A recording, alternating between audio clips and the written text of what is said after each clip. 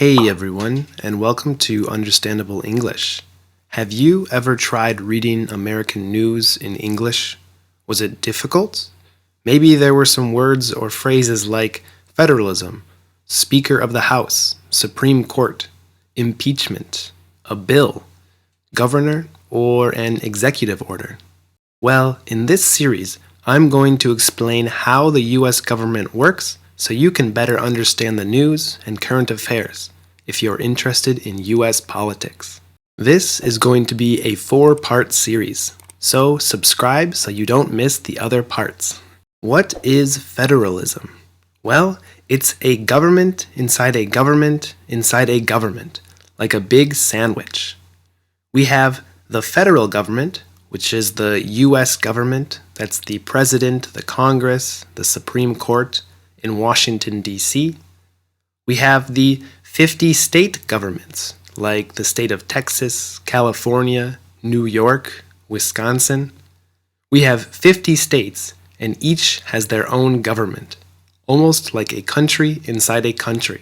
Next, we have the local governments, or sometimes we call them the municipal governments. This is like the city, town, village, or county. You typically hear words like mayor or city council, but unless you are living in the United States, you probably don't hear much about this part of the government. So we will focus on the state and federal government. Each has 3 branches or parts of the government: a type of Congress, a president or governor, and courts of judges. Each state is a little bit different, so sometimes you might hear things called by a different name, like an assembly instead of a Congress. But we will talk more about that in part 2. But the most important question is, who is more powerful? Who must listen to whom? Well, this question was often asked in history and continues to be asked today. Historically, the states were more powerful and had more independence, but things have changed since the beginning of the United States.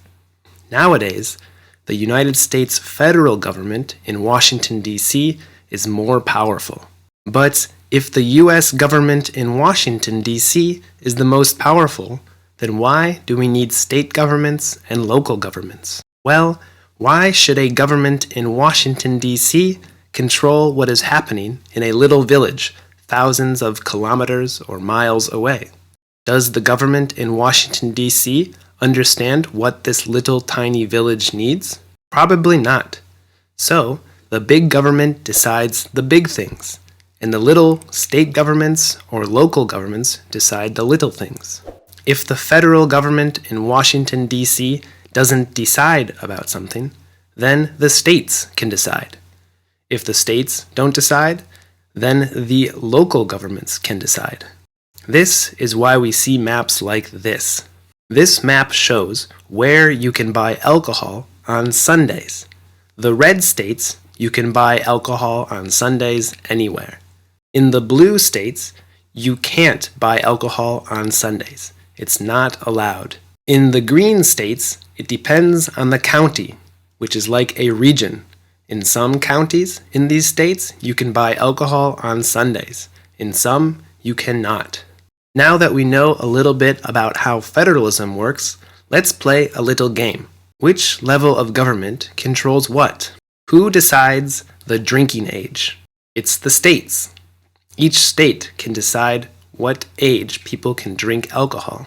Who decides the speed limits on the big highways that go all across the USA? It's the states. The states decide. That is why, if you're driving from New York to California, for example, sometimes you can go super fast, and sometimes you have to go more slowly.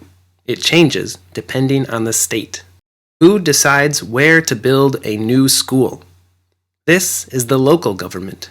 Who gives out passports to travel to different countries?